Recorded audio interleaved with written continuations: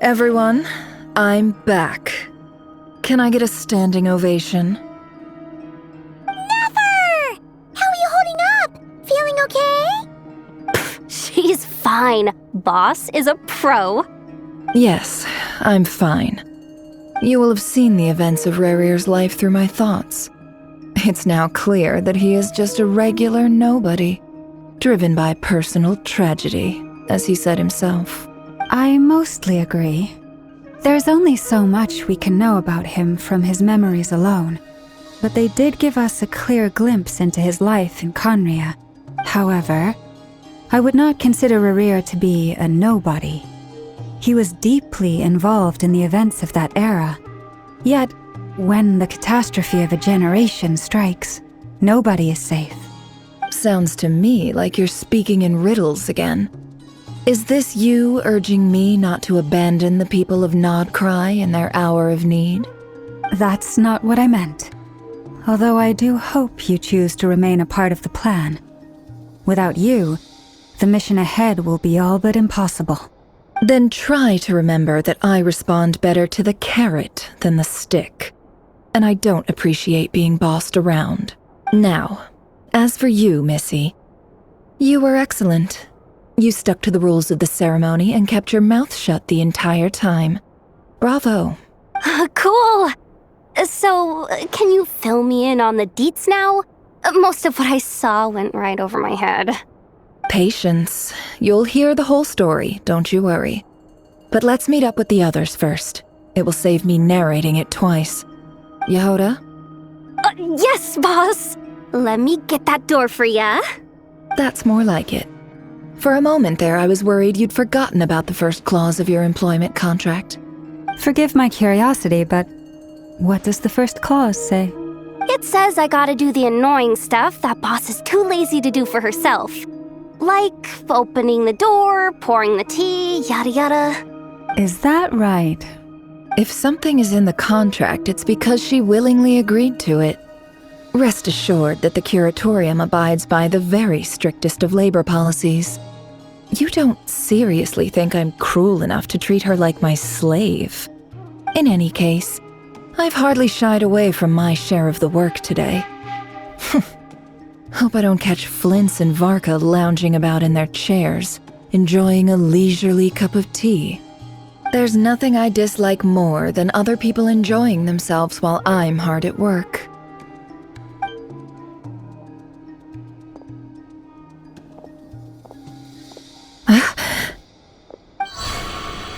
Oh no. Sorry to disturb you, but we seem to have run into some trouble. Evidently so. Don't worry, I'm not about to leave you to fend for yourselves. I'm not that kind of boss. And it would go against the curatorium's labor policy. I'm sorry? What did you hear me say? I wasn't talking about labor policy. Wait. How long have I been standing here? Not long. You just appeared by the door a moment ago.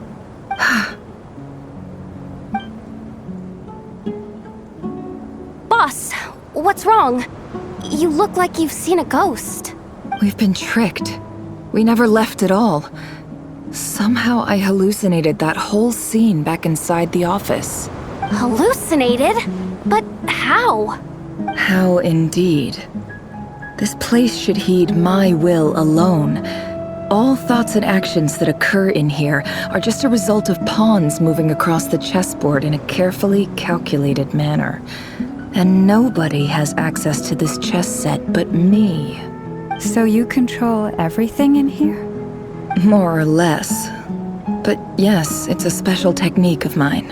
Has anything like this ever happened before? Only once. It was the first time I used the chess set. Is there any similarity between what happened then and what's happening now? I suppose my thoughts are a little turbulent, which was also the case my first time. Is there anything I can do to help? The first clause of your contract clearly states that I only need your help with things that I'm too lazy to do myself. Meaning, you're not feeling lazy right now? Meaning this is not something Yehoda can help with. The chess set is a personal treasure that I alone understand. I must be the one to find our way out of here. Boss, it's fine. Really. Let me do something useful. Oh, listen to you. Whatever would I do without you, Yehoda? What? Really? Yes, really. Where would I ever find another employee as obedient and servile as you? God forbid anything ever happens to you. Oh, okay. Well, anyway, I was thinking of fetching some water. There's gotta be a source around here somewhere. I suggest everyone finds someplace comfortable to take a rest. We gotta conserve our energy. Even though all this chess malarkey doesn't exist in a physical sense, mentally speaking, it's all real. And so is our tiredness and fatigue. You don't want to dismiss mental fatigue. Just because it isn't physical doesn't mean it's any less serious. But anyway, I got your backs, so don't worry about a thing. Don't I have the best employees? Jealous much? If we can find a suitable time, I'd love to borrow Yehoda for a day to help out at the Frost Moon Scions. Would you be amenable to that, Boss Nefer? Oh, Lama. Have I ever told you just how pretty you are? Beauty runs from the tips of your antlers to the depths of your imagination. Time to rally, everyone. Follow me. As we continue our journey, the same rules will apply. That means stay focused and no talking no matter what we encounter. And don't disturb the chess pieces. You have my word that I will get us all out of here. This place looks familiar. That's not a good sign. There's someone up. I wasn't expecting visitors at this hour. Wait, is that? Oh, it's him. There you are! Sinue's been looking for you all day. I think he has some news for you. Oh yeah? What were you doing just now, Uncle Retinue? Hiding away some more loose change? I know I saw some Mora. What do you mean loose change? Oh, come on, I'm too old for this. Just pretend you saw nothing. Hey, kid. Mind telling me what Sinuhe's been up to recently? I'm trying to get in his good books and I need a way in.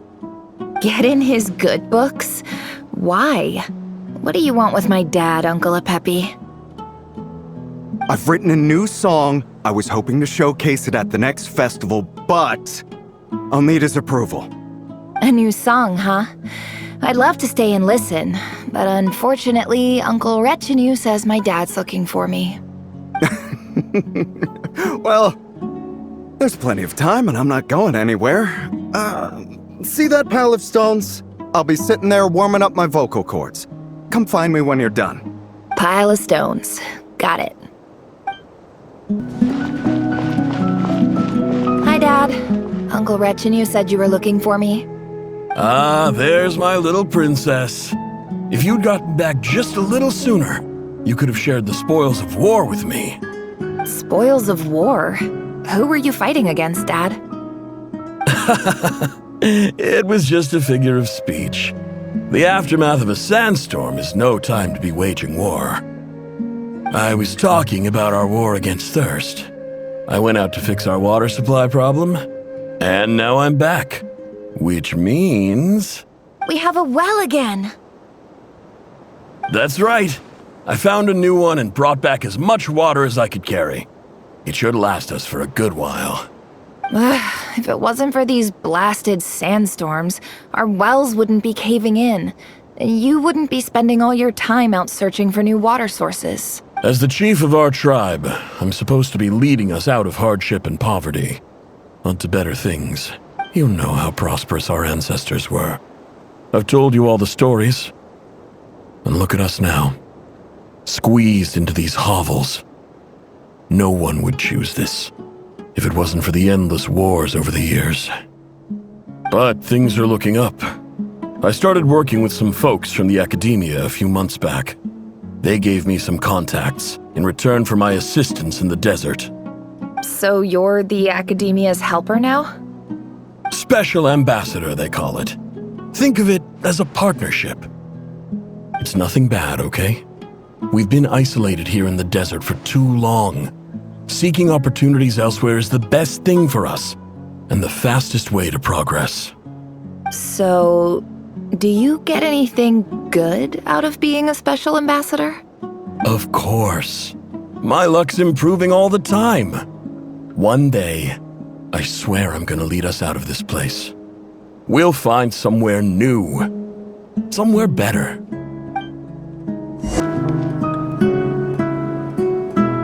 That's our well, and you know it! You stole from us! Well, you've gone from chief to thief, and now you have to face the consequences! Did you really think you could take our water without permission and get away with it? You're either brave, stupid, or both. And that Special Ambassador Act? Yeah, nice try! We spoke to the Academia. They said it was all news to them. You're a liar and a cheat!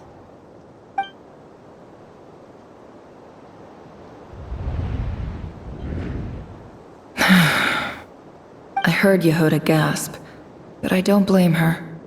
Most people are terrified by the sight of blood. Corpses strewn across the ground. The wounds are clearly from scimitars and daggers. The desert dwellers' weapons of choice. There's a handwritten note on the ground. Let's see what it says.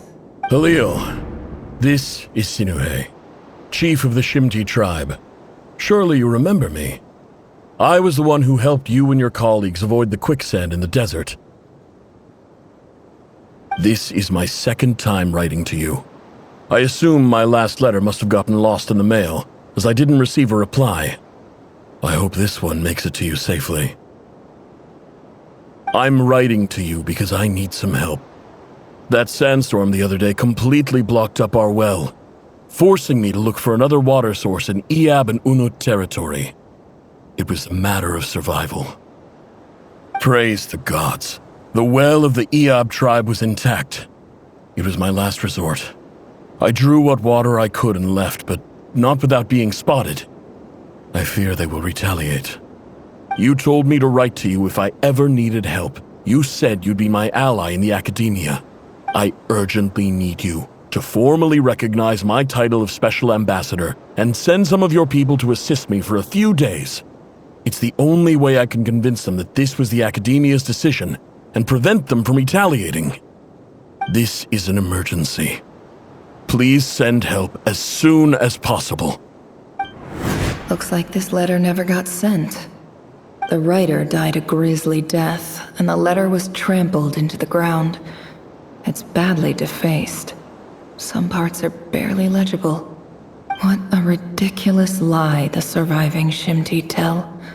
Their whole village was butchered over a sip of water.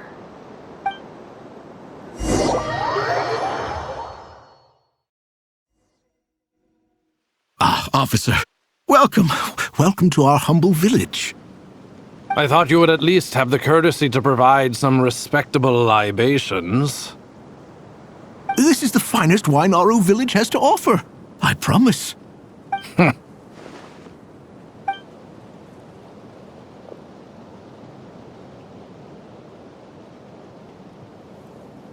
The Academia has agreed to reserve a single space for a candidate from your village. But I remain skeptical of this entire endeavor. I highly doubt anyone in this desert possesses serious academic potential. Please, have faith. If not in us, then in our God. The child we found shows great promise. I beg you, take her away from this place. Give her a chance. Don't let her talent go to waste. I don't recognize her. New arrival? She showed up here a few days ago and we took her in. She's a really bright kid. Please help. I'm begging you. So, where are you from? Nowhere special. Just a sand dune. What about the rest of your family? How many of you are there? Just the one. It's only you? Correct. So, no brothers, no sisters, no mother or father? Any who have slept on a bed of sand, I call my brothers and my sisters. Apart from that, I have no family. All right. Get over here. Sign your name on the form.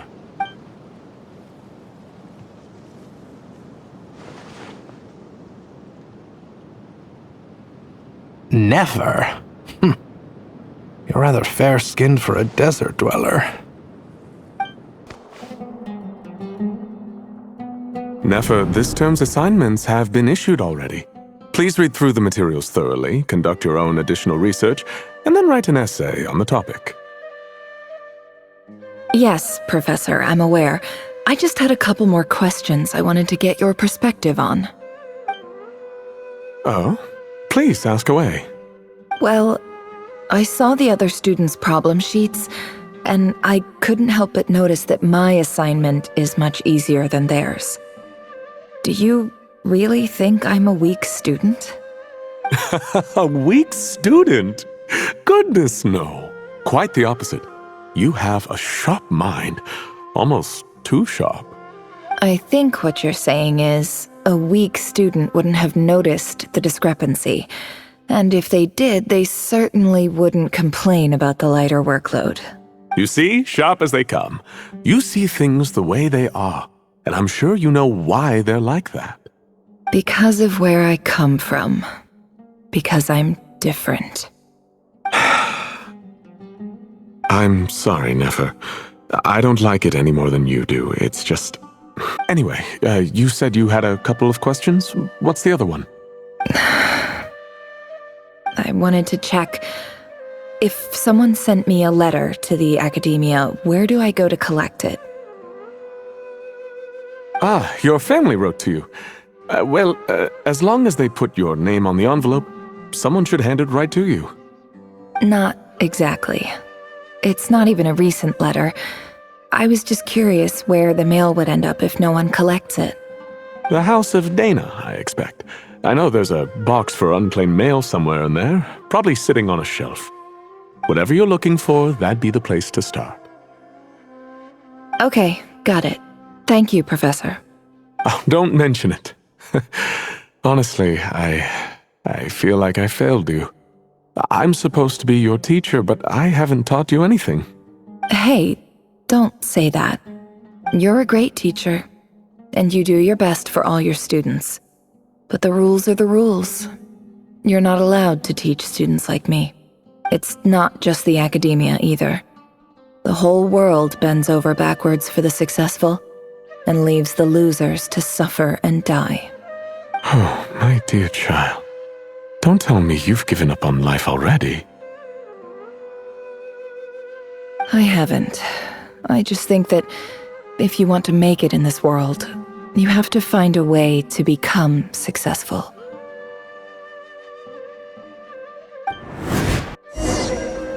This must be it. A big cardboard box full of unclaimed mail. And probably some letters that ended up here by mistake, too. Let's take a look.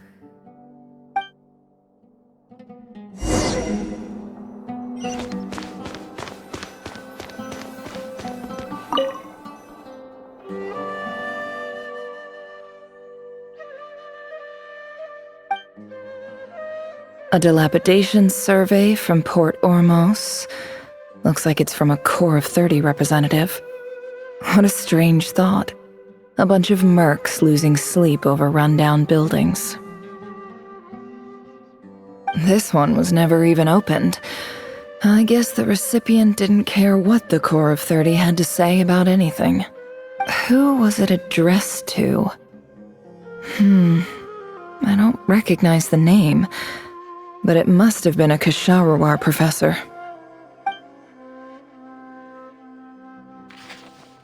This one is addressed to the Amorta Sage. The title is Changes Observed in Satyavada Life Symptoms. Why do all these letters read like full-blown dissertations? Guided by the incense, We became lost somewhere in the forest. All the barriers between levels of consciousness disappeared as our minds soared around in circles, looking for a branch to seek refuge on. In clinical terms, these symptoms fit the description of incense poisoning. The Amurta Darshan strictly prohibits the use of hallucinogenic substances, but I believe there are still people getting away with it. For example, my neighbor who always breaks out into song and dance after using incense. This seems like something the academia would want to know about. Why wasn't it collected? Wait, what's this written on the back? It's so small. The note says, "The sender authored this letter while under the influence of mushrooms. I would send it back, but no return address was provided. Stamped by the Grand Conservator of the House of Dana."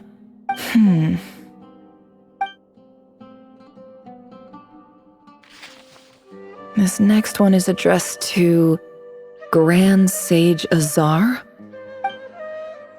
A few words of protest regarding recent changes in Sumeru's educational policy. In recent years, the academia has taken on a small number of students from the desert region, as per the policy to this effect. However, it appears to me that these students have not, in fact, been provided with educational opportunities that are, in any meaningful sense, equal to those enjoyed by their peers. As well as receiving dumbed-down assignments and perfunctory tutoring, they do not even have full access to the Akasha system. Education is the fundamental purpose of this institution, which should go without saying in a nation whose founding virtues are knowledge and wisdom. I ask you, is the lip service we pay to the policy of education for desert students truly the standard of pedagogy to which the academia aspires? As Grand Sage, policy decisions are your prerogative. But do not forget your roots. You and I were once students too, as was everyone else in this institution. I do hope you will give some serious attention to this matter. I encourage you to discuss issues like this with myself and others, and listen to some alternative opinions. Great letter. Shame it didn't get to where it needed to go. And the sender is... Sage Cyrus of Spontamod. I didn't realize anyone else even knew how bad students like me have it in this place. So this is where letters from the Sage of Spontamod end up? Nice one, Grand Sage. Really enlightened leadership. Whatever. This isn't what I came here for. Moving on. I'm not exactly holding out hope that a letter sent from the desert would even make it here. But if it did, where else would it end up if not in this box? I can't believe how much discarded mail there is. Must have been years since someone last went through it all. And this is just one box. The whole House of Dana is boxes on shelves. I don't believe for 1 second that any human being has sat down and read through all the documents in this place. Who has that much free time on their hands?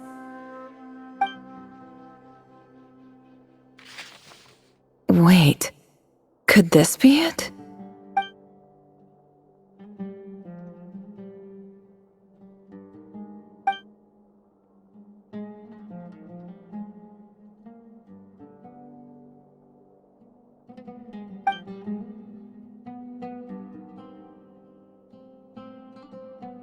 Greetings, Halil. My name is Sinuhe, chief of the Shimti tribe.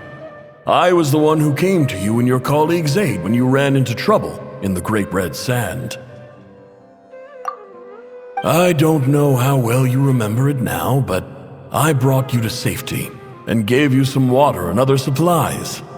You seemed very pleased and told me your name. In my tribe, learning a person's true name is serious business, and I therefore see you all as friends. You were kind enough to leave your contact details so we could stay in touch. The Shimti tribe lives a harsh, nomadic existence in the desert. You were sympathetic towards my plight, promising to make me a special ambassador of the academia and help us find a way to make a better living. This brings me to my reason for writing.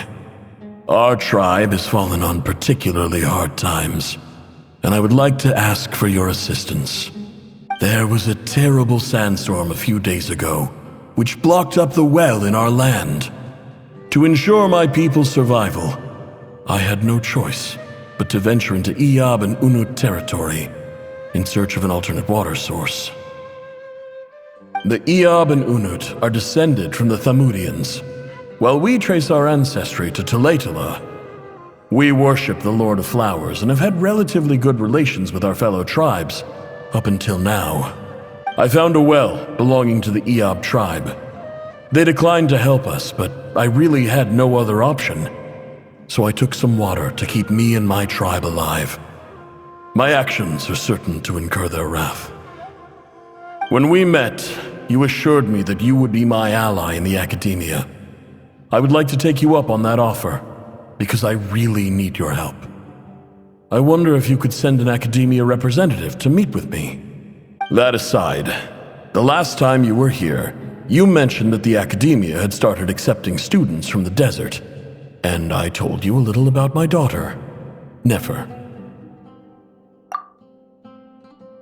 We have next to no resources here in the desert, and my power and influence are limited. Would you consider enrolling my daughter at the academia? She is a smart girl. I know she won't disappoint you. From the outset, the academia never took you seriously. Those things they promised were just empty words. I doubt they even remember the name Sinuhe.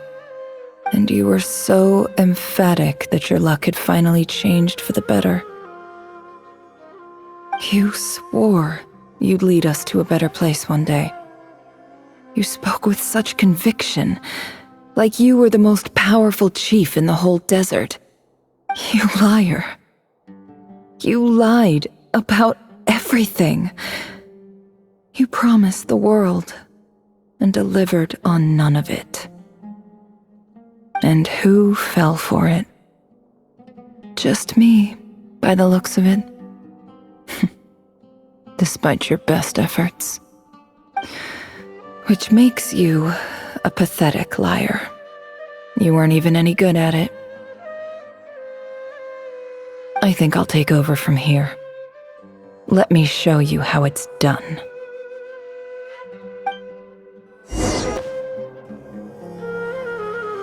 I just came to say goodbye. Thanks for everything you've done for me in my time here. Nefer? You packed your bags. Where are you going? I'm quitting. Something's come up in my hometown. Gonna head back and deal with it. Huh? But this was a hard-won opportunity for you. You know that better than I do. It was. But it doesn't matter. I have more important things to deal with and they can't wait. Oh, and I didn't want to overfill my bags, so I left some incense on your desk. What's wrong? I thought you liked incense. Although, I did read somewhere in the House of Dana that it has hallucinogenic effects. Don't use it all at once, all right? Isn't this the stuff you brought from your hometown? You're just letting me have it? But you said it's a rare and valuable commodity. Yeah, about that. I lied. It's not rare at all. There's this bunch of ruins near my hometown that are practically overgrown with this plant. It's not worth much. Keep it, it's fine. But Nefer... All right, that's all from me. You take care.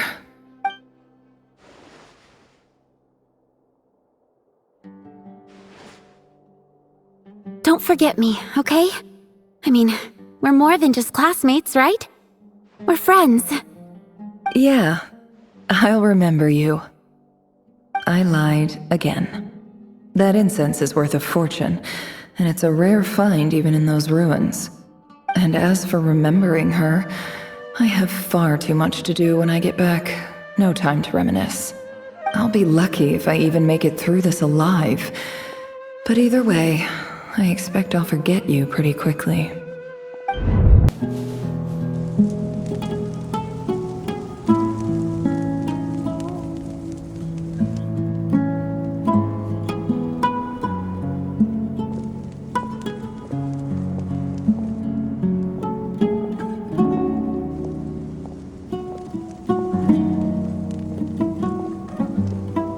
It's a pleasure to meet you, Mr. Arif.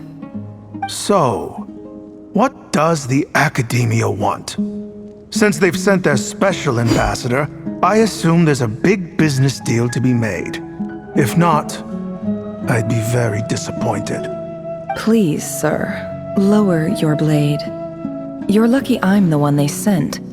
Not all special ambassadors share my admiration for the Iab people.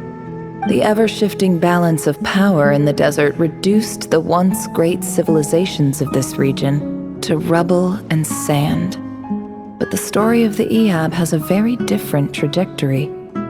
Others grew weak, but you grew strong, beginning in obscurity and moving to prosperity. You're the only ones who defied the trend. Huh. So, you do know who you're dealing with? This well is the perfect symbol of your strength, is it not? It used to belong to the Unut, but it looks like you have control over it now. You're not wrong. But I'm sure you didn't come all this way just to flatter us. Of course not. I came to bring you some very good news. Some information that recently came to light, which might just be your ticket to freedom. Records uncovered by the Vahumana Darshan show that a certain well currently under Iab control is built on top of some ancient ruins. These ruins are of great archaeological interest to the Academia.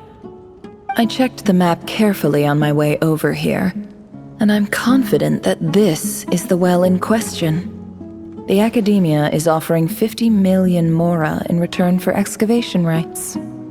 50 million? No, wait.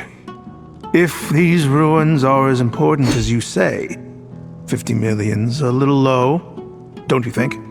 Don't get greedy, Iab. We know far more than you think. We know that you seized this well by force. Wasn't that the first step in your rise to power? To drive away the Unut and steal their water supply? So what if it was?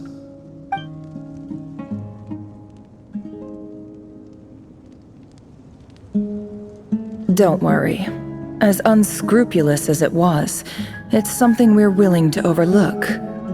The Academia is only interested in dealing with the de facto power holders in the region. I hope I am making myself clear. And I hope your words are the truth. If I find out the Academia is trying to play me, I'll hunt down every one of your people and make you watch as I cut their heads off one by one. I assure you, Chief, that would not be in your long-term interests. You don't want to make an enemy of the Academia. You see how I'm dressed, don't you? I appreciate that you've never been to the rainforest, but surely even you recognize an ambassador's attire when you see it. And what does a barbarian like you have to lose anyway? You really think the Sumeru Academia would bother to come all this way just to lie to you? We have more important things to worry about. All right, I take your point. The Academia is the highest authority in the land. I'm sure you're trustworthy people. In that case, we have a deal. We will sell you the excavation rights. I'd like to thank you, Ambassador. This is good news indeed. Excellent news. In fact, it calls for a celebration. Would you do us the honor of staying a while and enjoying some Eab hospitality? Gladly. I am partial to wine myself, and I trust you are as well. So let's indulge in a few drinks together, in celebration of this momentous occasion.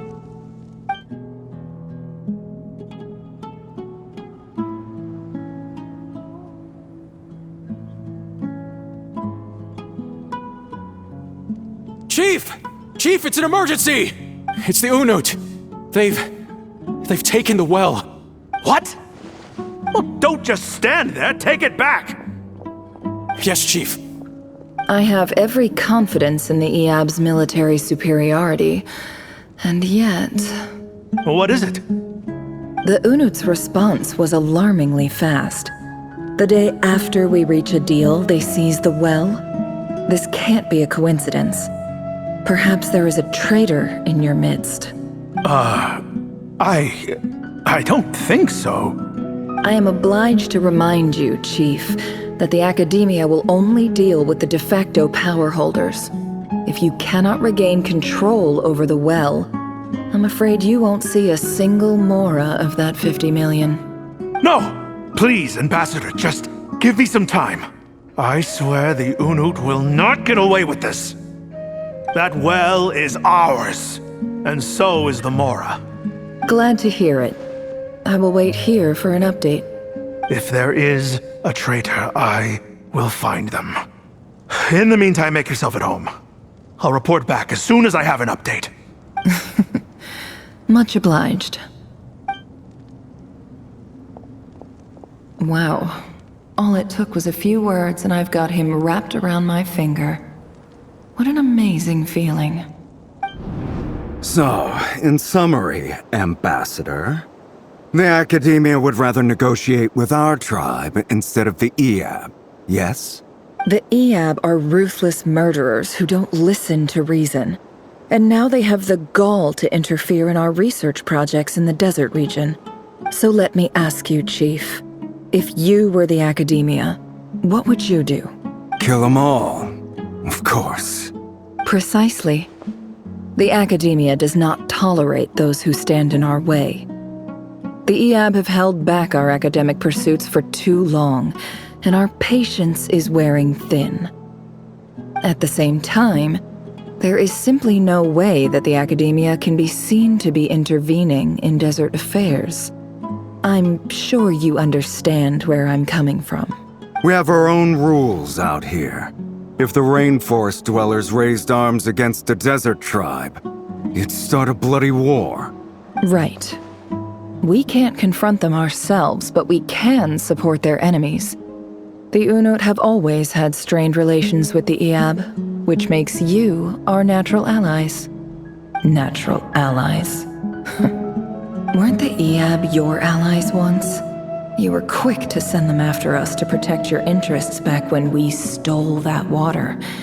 And now look at you. You're at each other's throats. Let me be clear. The Academia wishes to collaborate with the legally recognized rulers of the desert in this matter. We are asking for excavation rights to that well, and our offer is 50 million mora. Say no more. I believe we have an understanding. Good. Then I suggest you get to work. Get us access to that well, and the mora's yours. You see, Dad? Lying is easy when you know how. People will believe anything.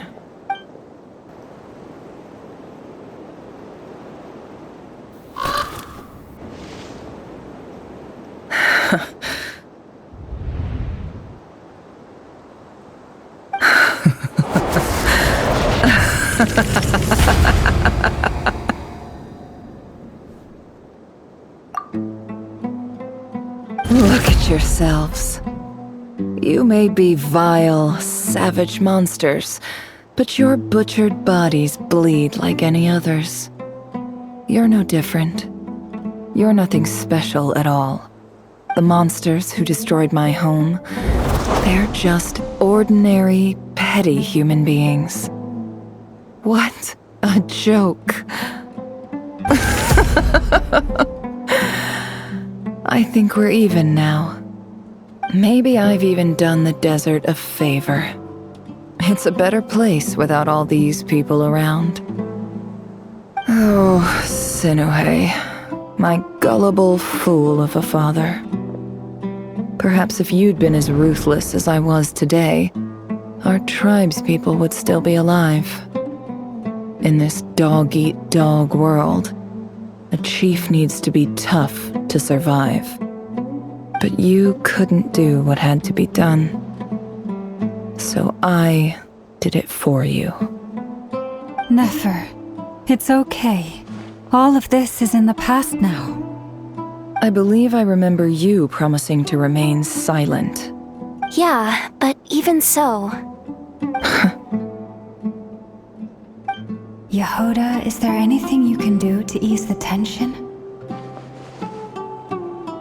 Alright, time for a sharp turn onto a completely different topic. So, anyway, that's enough of that. When are we getting out of this place? Feels like we've been walking forever. I'm getting pretty tired. Oh, Alma, you tired? Yes, if we can find somewhere to sit down, I could certainly do with a rest. It's not far now.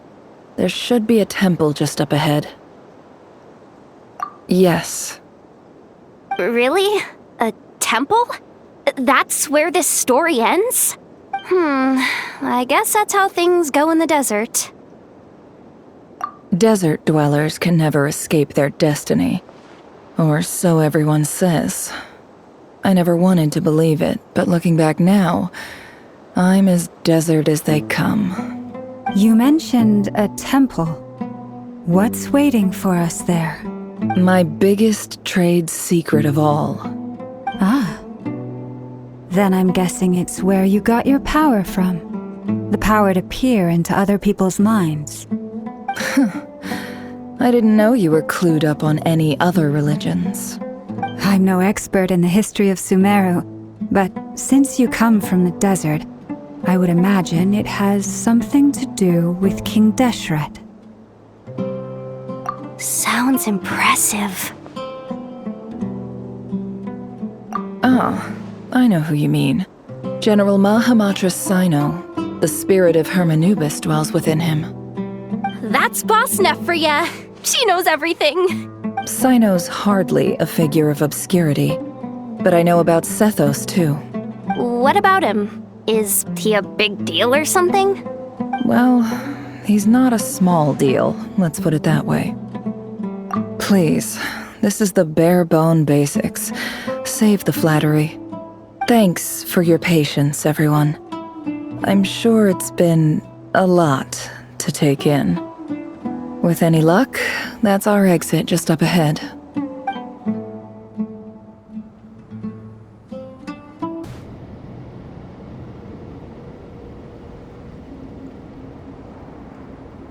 Uh-oh. Uh-oh. Uh-oh.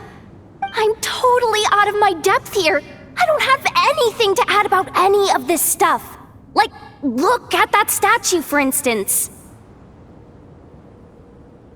I want to do the whole name-dropping, this girl knows her stuff thing too, but I've never seen anything like it before. A statue with the head of a bird. That's Thoth, the Ibis King, one of the 7 pillars of King Deshret. The legends say that he, the Crocodile King, and the Goat King were the 3 retainers of King Deshret. Let's take a look.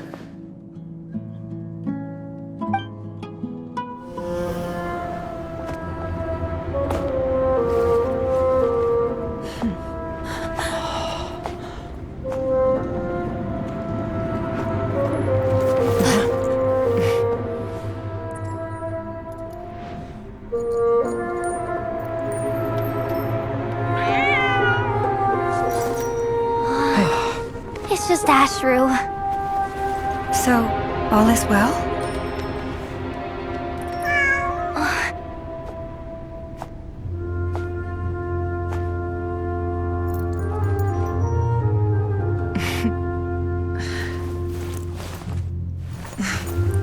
Typically speaking, at this point, the world disintegrates.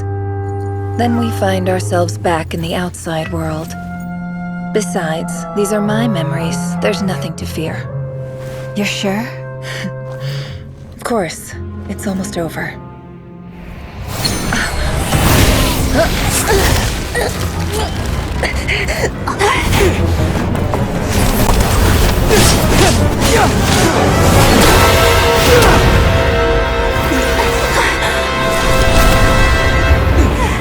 Nefer, hey! Hold on!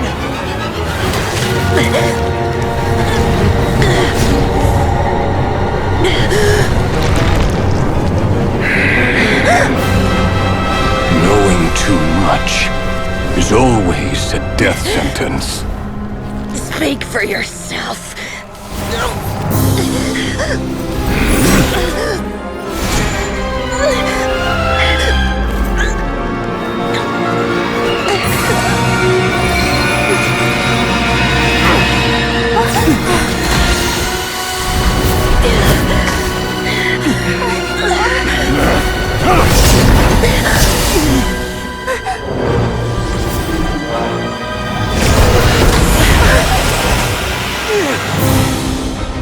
How repulsive.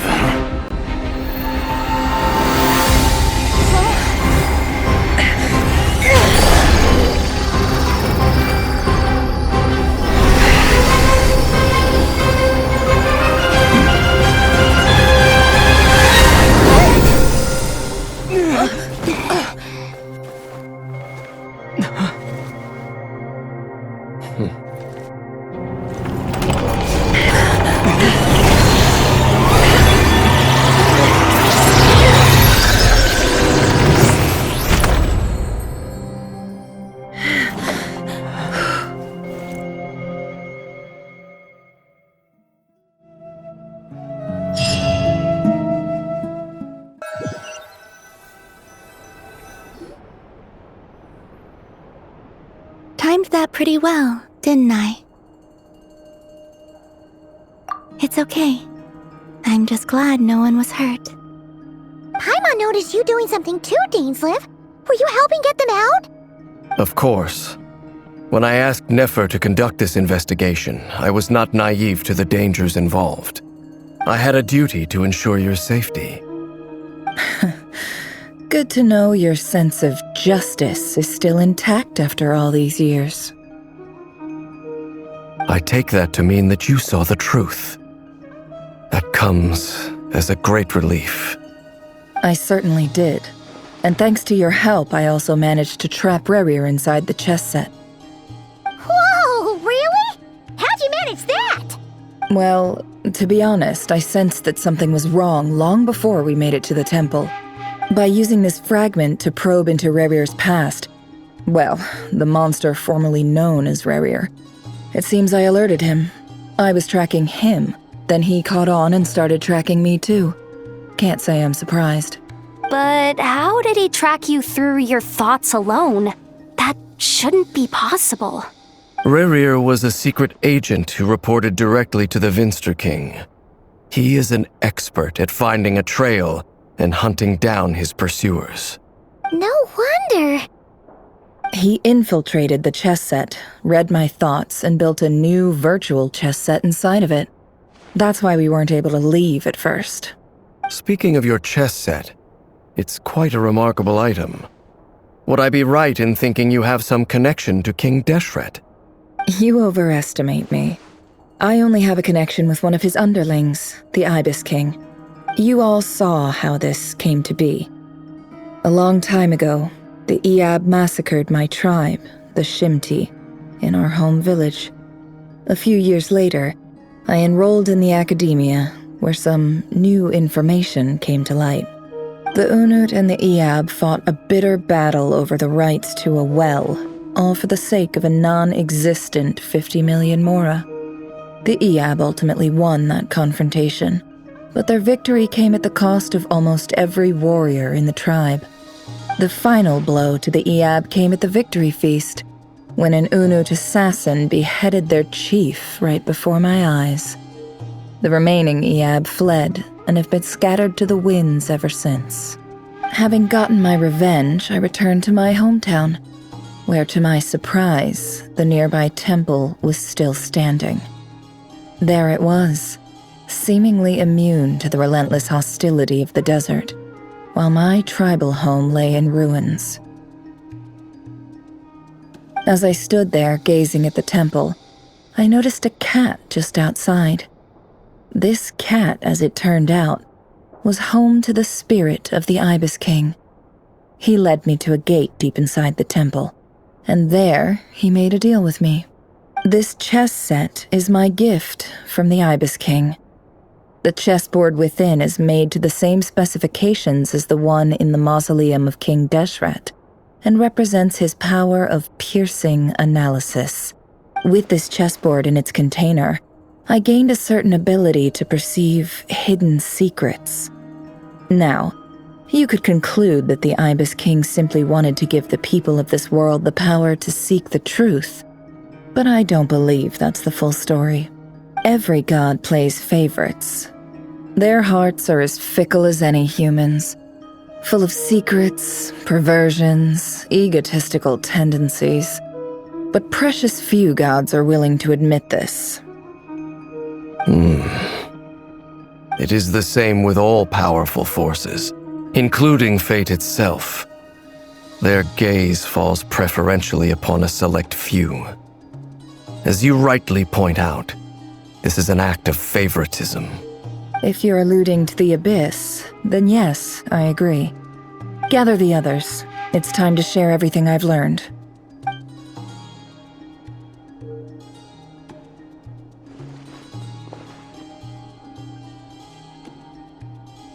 Thank you all for being here. As promised, I did some further investigating into the Rächer of Solnari's background. I am pleased to report that the investigation has been most fruitful indeed. The Rächer of Solnari, real name Rerir, was once a Conrian subject who served the Vinster King. I will now share the important details of his story. Please save any questions or comments for the end.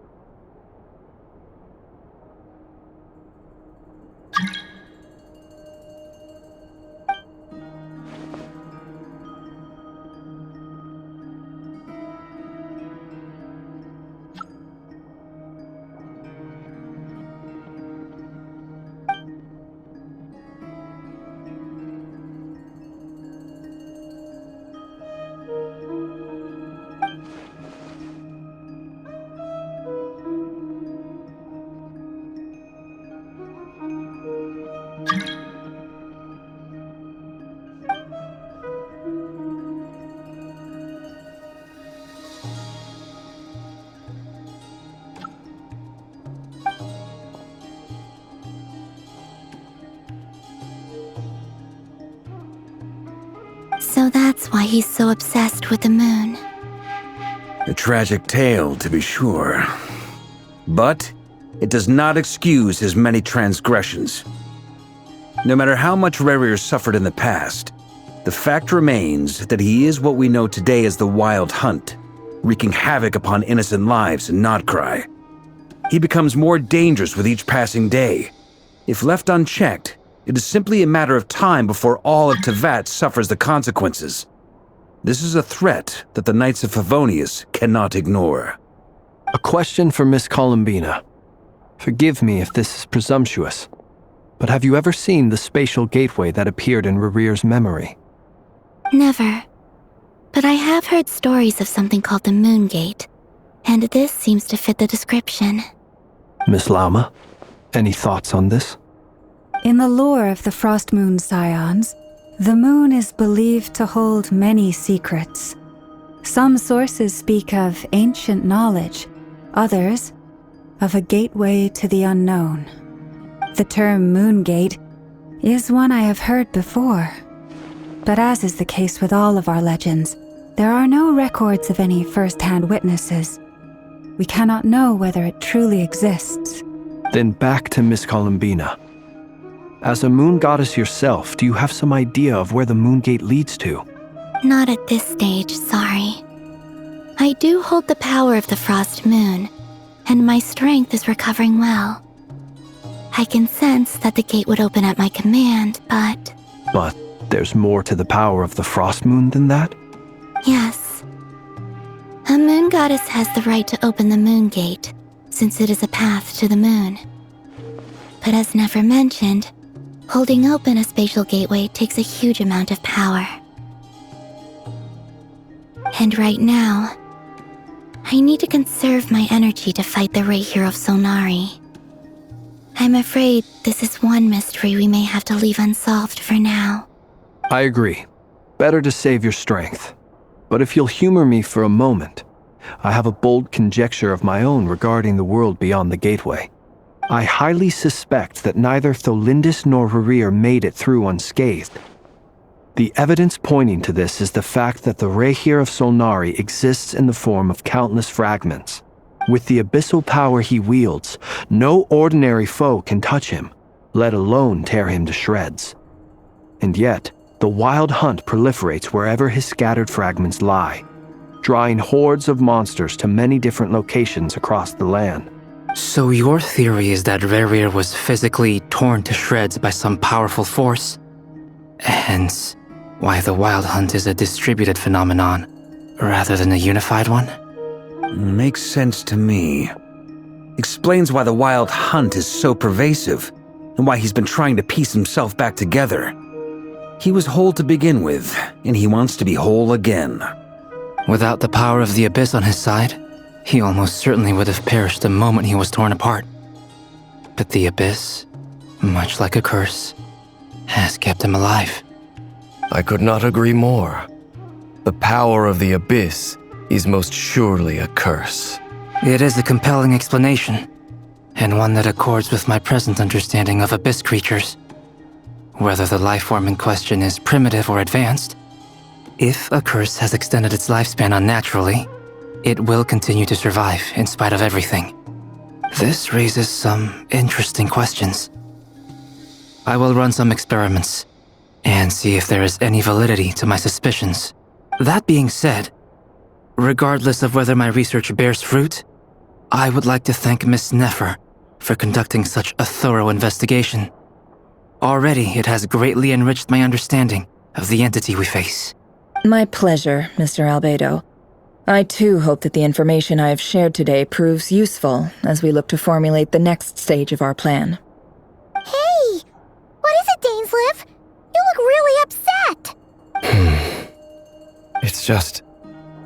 when I think of the man I once knew as Rerir, I struggle to understand why things had to turn out like this. The two of you used to be friends, didn't you? I don't know if these words will bring any comfort, but my heart goes out to you. Mine too. We can never know all the hows and whys of the way things are. The moon and stars are full of untold secrets and lies, and the skies are host to many more mysteries than these alone. Yet, none of that can begin to compare with the complexity of human life. Those are the first comforting words I've heard in a long time. Thank you, both. Well, I think this is a good place to end today's meeting. I'm sure Nefer needs some time to recover. She's been through an awful lot today. That's very thoughtful of you, Lama. Of course. Sounds good to me. Take some time to rest and digest before we reconvene to nail down a plan.